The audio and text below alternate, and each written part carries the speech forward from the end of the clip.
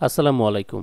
পবিত্র রমজান মাসেও আমাদেরকে এরকম দুঃখজনক খবর দেখতে হয়, যেটা আমরা মুসলমান হিসেবে কেউই আশা করি না। তথাকথিত লোক দেখানো যে সাময়িক একটি যুদ্ধবিরতির চুক্তি নেতানিয়াহু সরকার এবং হামাস যোদ্ধাদের মধ্যে হয়েছিল, সেটিকে লঙ্ঘন করে আকাশপথে নেতানিয়াহু গত পরশুদিন রাতে গাজাবাসীর ওপর বোমা বর্ষণ করে, যার ফলে 4 শতাধিকেরও উপরে সাধারণ আম পাবলিক তো বললে ভুল হবে, বিশেষ করে শিশুরাই মারা গিয়েছে বেশিরভাগ। কেউ কেউ ফেসবুক এবং বিভিন্ন প্ল্যাটফর্মে হয়তো সেই ছোট্ট শহীদ শিশুদের নিথর মৃতদেহ দেখেছেন, যা এখানে রেস্ট্রিকশনের কারণে আমি দেখাচ্ছি না। আপনাদের কি মনে আছে আমি বলেছিলাম ইলন মাস্কের মতো একজন বড় ধরনের শয়তানের পূজারীকে দিয়ে ইলুমিনাতি ডোনাল্ড ট্রাম্পকে পুনরায় আবারও আমেরিকার রাষ্ট্রপতির পদে নিয়ে আসে। এক্ষেত্রে ইলুমিনাতি তাদের সবসময়কার পাপেট শয়তানের পূজারী সেলিব্রিটিদেরকেও কাজে লাগায়। আচ্ছা, ডোনাল্ড ট্রাম্পকে নিয়ে এখন একটি নতুন ধারণা তৈরি হয়েছে গবেষকদের মধ্যে। অ্যালেক্স জোন্স এটা সেই ব্যক্তি যে কিনা for the first time Bohemian Grove নামক জায়গাটির সাথে পুরো দুনিয়াকে পরিচয় করিয়েছিল। মানে সে ওই ভিডিওটি ক্যাপচার করেছিল জঙ্গলের ভেতরে গিয়ে। ডোনাল্ড ট্রাম্পের রিসেন্ট অ্যাক্টিভিটি নিয়ে তার চ্যানেল থেকে একটি ভিডিও পাবলিশ করা হয়েছে, দেখুন। And Alex Jones has been predicting this for months, if not years, repeatedly ever since the first assassination attempt, saying surface-to-air missiles, surface-to-air missiles, surface-to-air missiles. They're going to attempt to assassinate Donald Trump, and they want to blame it on Iran so that whoever takes over afterwards can go to war with Iran. And frankly, as much as I love Donald Trump, he seems to be falling for it. Because today at 8:29 a.m., he says, "Let nobody be fooled. The hundreds of attacks being made by Houthi, the sinister mobsters and thugs based in Yemen, who are hated by the Yemeni people, all emanate from and are created by Iran," in all caps. Any further attack or retaliation by the Houthis will be met with great force, and there is no guarantee that that force will stop there. Iran has played the innocent victim of rogue terrorists from which they've lost control, but they haven't lost control. They're dictating every move, giving them the weapons, supplying them with money and highly sophisticated military equipment, and even so-called intelligence. Every shot fired by the Houthis will be looked upon from this point forward as being a shot fired from the weapons and leadership of Iran. And Iran will be held responsible and suffer the consequences, and those consequences will be dire. Donald J. Trump, President of the United States of America. Alex Jones তার Twitter অ্যাকাউন্টে লিখেছেন, president Trump কি নিজেকে এমন এক মিথ্যা ঘটনার উস্কানি হিসেবে দাঁড় করাচ্ছেন যা ইরানের সঙ্গে তৃতীয় বিশ্বযুদ্ধ শুরুর কারণ হতে পারে এবং যুক্তরাষ্ট্রকে আবারও শেষ না হওয়া মধ্যপ্রাচ্যের যুদ্ধের দিকে টেনে নিয়ে যেতে পারে।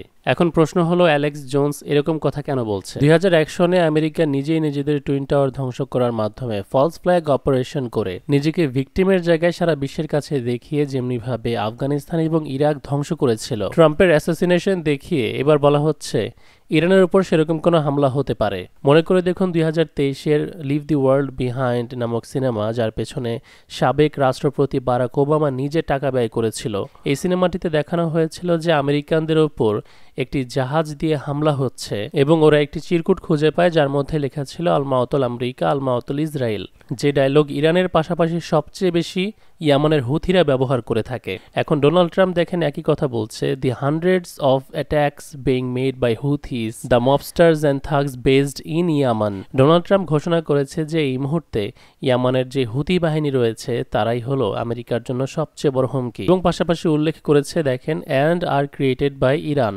মানে তার কথা হলো হুতি বাহিনীকে তৈরি করেছে ইরান, যারা হলো মবস্টার সন্ত্রাসী এবং সাধারণ ইয়ামানিরা ওদেরকে দেখতে পারে না, যেটা একটা ডাহা মিথ্যা কথা। এই কথা ডোনাল্ড ট্রাম্প কিসের উপর ভিত্তি করে বলছে? এই বিষয়ে আপনার ছোট্ট একটা ইতিহাস ইয়ামান সম্পর্কে জানা উচিত। বামপন্থী সোভিয়েত যখন ইয়ামান শাসন করছিল তখন আমেরিকা সেখানে নাক গলাতে ইউনাইটেড আরব আমিরাত এবং সৌদিকে সেখানে পাঠায়, যার ফলে আপনার সাধারণ জনগণদের থেকে একটা দল উঠে আসে, একটা বিদ্রোহী দল যাদেরকে হুথি বাহিনী বলা হচ্ছে, এবং এই হুথিরা ইউনাইটেড আরব আমিরাতের কোনো সিদ্ধান্তই মেনে নেয়নি এবং সৌদির বিরুদ্ধে যুদ্ধ করেছিল। তো তখন কিন্তু ইরান হুথিদেরকে হেল্প করেছিল। তো দেখেন নিচে ট্রাম্প বিস্তারিত সেই বিষয়ে আলোচনা করছে। সে বলছে ইরান এমন একটি সন্ত্রাসী গোষ্ঠী তৈরি করে ফেলেছে যাদেরকে এখন থামানো যাচ্ছে না, কিন্তু ইরান আবার ঠিকই ইনোসেন্ট ভিকটিম রোল প্লে করেছে। মানে বোঝালো ইয়ামানিদেরকে ফিলিস্তিনিদের পক্ষে যুদ্ধে লাগিয়ে দিয়ে ইরানের নিজে ইসরায়েলের বিরুদ্ধে যুদ্ধ না করা। এটা ট্রাম্পের চোখে ইরান আসলে নিজে সাধু সেজে আছে আর কি। সে বলছে ইরানই আসলে এদের পেছনে থেকে সমস্ত অস্ত্র অর্থ এবং ইন্টেলিজেন্স সহায়তা দিয়েছে। এখন এটা যে সত্য এবং ইরানের কৌশল এটা আমরা সবাই জানি। পরিশেষে ট্রাম্প বলছে যে এখন থেকে লোহিত সাগরে যদি হুথিরা ইসরায়েল অথবা পশ্চিমাদের সংশ্লিষ্ট যে কোনো জাহাজে হামলা করে তাহলে তার দায় সরাসরি ইরানের উপর পড়বে, ইরানকে সেই রেসপন্সিবিলিটি নিতে হবে। গত 8ই মার্চ আনসারুল্লাহ হুতি বাহিনীদের কাছ থেকে একটি হুমকি এসেছিল। ইসরায়েলিরা কিন্তু যুদ্ধবিরতির পরও এই যে রমজান মাস এই সময়টিতেও খাবার সরবরাহ ফিলিস্তিনে বন্ধ করে দিয়েছিল। মানে বাইরের কোনো দেশ থেকেই চাইলেও ফিলিস্তিনের জন্য খাবার দাবার পাঠানো যাচ্ছিল না।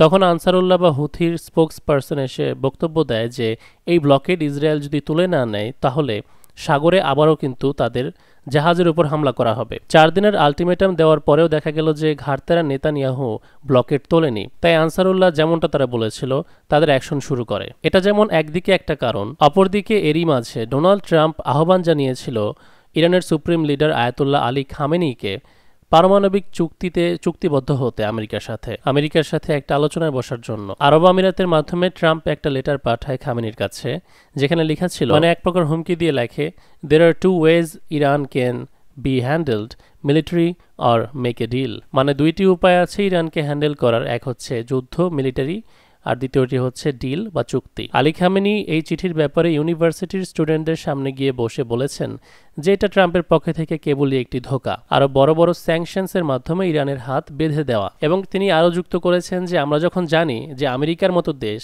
সততার সাথে কোনো চুক্তি বহাল রাখবে না, তখন নেগোশিয়েট করা বা চুক্তি করার দরকারই বা কি? মানে ওরা যে কোনো চুক্তিরও যোগ্য না সেটা বুঝিয়ে দিয়েছে। তো এই রিজেকশন ডোনাল্ড ট্রাম্পের হজম হয়নি, যার কারণে ইয়ামানের সানায় আমেরিকা সরাসরি হুথিদের উপর হামলা করে। দ্বিতীয়ত হোয়াইট হাউস থেকে নির্দেশ দেয় ট্রাম্প নেতানিয়াহুকে সমস্ত চুক্তি ভঙ্গ করে দিয়ে গাজায় হামলা করতে, এবং 4 শতাধিকের ওপরে মানুষ গাজায় শহীদ হয়। এই হামলায় ফিলিস্তিনের আল কুদস ব্রিগেডের আবু হামজা শহীদ হয়েছেন।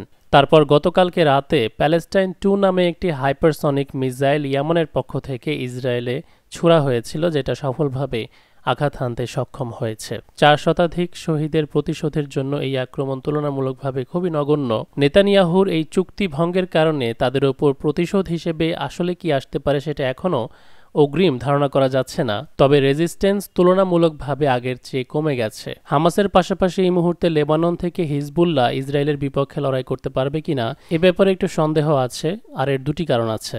লেবাননে ইরান থেকে অস্ত্র পাঠানোর মাধ্যম ছিল সিরিয়া, যে সিরিয়া এখন আর ইরানের প্রক্সি নেই। আর সিরিয়ার নতুন সরকার যেহেতু বলেই দিয়েছে যে ইসরায়েলে হামলা করার জন্য সিরিয়াকে আর লঞ্চপ্যাড হিসেবে ব্যবহার করতে দেবে না, তাই হিজবুল্লাহর কাছে কিভাবে অস্ত্র যাবে সে ব্যাপারটা আমি নিশ্চিত নই, এবং নিশ্চিত করে বলতে পারছি না হিজবুল্লাহ এবার পুরো দমে ইসরায়েলের বিপক্ষে লড়তে পারবে।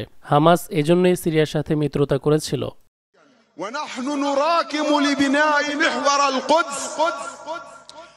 لبناء محور القدس فنتصالح مع سوريا الأسد التي تمثل أحد ساحات الحشد والارتكاز وجند بالشام। এখন দেখার বিষয় হলো যে আবু উবায়দা নিজেদের লসের কথা না ভেবে সিরিয়াবাসীদেরকে অভিনন্দন জানিয়েছিল। সিরিয়া থেকে সেকুলার বামপন্থী আসাদকে সরানোর কারণে আবু উবায়দা সিরিয়াবাসীদের কষ্টের কথা ভেবে নিজের লসের কথা চিন্তা করেনি। তো এখন পাল্টা সিরিয়াবাসীদের পালা ফিলিস্তিনি ভাইদের রক্তকে মূল্যায়ন করা, অন্ততপক্ষে জোলানি সরকারকে রিকোয়েস্ট করে হলেও ইসরায়েলের বিরুদ্ধে কঠোর পদক্ষেপ নিতে বাধ্য করা। আর আমরা যারা ইসলাম সম্পর্কে কম জানি তারা আহমেদ সিনোয়ার রহিমাহুল্লাহ এবং আবু উবাইদা সাহেবের কথা কন্ট্রাডিক্টরি মনে করতে পারি। যে আহমেদ সিনোয়ার একদিকে আসাদের সঙ্গে সংযুক্ত হওয়ার কথা বলেছেন, আরেকদিকে আবু উবাইদা আসাদ সরকারের পতনে অভিনন্দন জানিয়েছেন। এই দুই ব্যক্তি আসলে সঠিক, এটা ইসলামের স্ট্র্যাটেজি। এটা বুঝতে হলে পবিত্র কোরআনের সূরা রোমের প্রথম কয়টি আয়াত পড়তে হবে, যেখানে আল্লাহ তাআলা মুসলিমদের জন্য মুসলিমদের পক্ষে পার্সিয়ানদের বিপক্ষে রোমকে বিজয়দান করেছিলেন, আবার সেই রোমান এম্পায়ারকে পরাস্ত করেছিলেন ইসলামিক খেলাফতের স্বার্থে। এখানে বলা সিনওয়ার সাহেব বা আবু উবাইদার মধ্যে কেউ একজন ভুল ছিলেন আবার কেউ সঠিক, এরকমটা বলা আসলে ইসলামিক জ্ঞানের কমতির বহিঃপ্রকাশ। এখন প্রশ্ন হলো, ইরানের জন্য যেহেতু হিজবুল্লাহর কাছে অস্ত্র সরবরাহ করা জর্ডান বা অন্য কোনো দেশের মাধ্যমে কঠিন হবে, তাই প্রশ্ন হলো সিরিয়া কি এই কাজে সাহায্য করবে কিনা। তা না হলে ইয়ামান তেমন কিছু একটা করতে পারবে না। ইয়ামান ইসরায়েল থেকে অনেক দূরে, ইসরায়েলকে কঠোর জবাব দিতে হলে তাদের আশেপাশের দেশে অবস্থান নিতে হবে। তাছাড়া একটাই উপায়, আমেরিকার ফাঁদে পা দিয়ে ইরানকে সরাসরি যুদ্ধে নামতে হবে।